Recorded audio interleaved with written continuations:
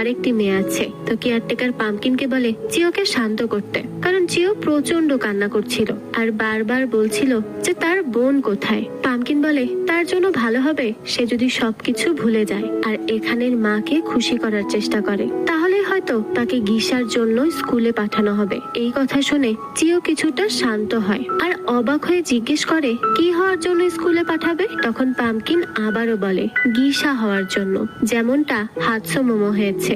তখন তারা যেমন খুশি তেমন চলতে পারবে। চিও আবারও বলে সে তার বোনের কাছে যেতে চায়। পাম্পকিন তখন বলে হয়তো তার বোনও এমন কোনো ওকিয়াতে বিক্রি হয়ে গেছে, তার পরিবার তাদের দুজনকে বিক্রি করে দিয়েছে, তাই আর এসব ভেবে কোনো লাভ নেই। উল্লেখ হলো ওকিয়া এমন একটি জায়গা যেখানে সুন্দরী নারীরা থাকে আর তারা নেচে গিয়ে পুরুষদের মন ভোলায়, আর এই ধরনের নারীদেরকেই গিসা বলা হয়। যাই হোক, তো পরদিন থেকে চিওকে ওকিয়াতে কিভাবে চলতে হয় তার শিক্ষা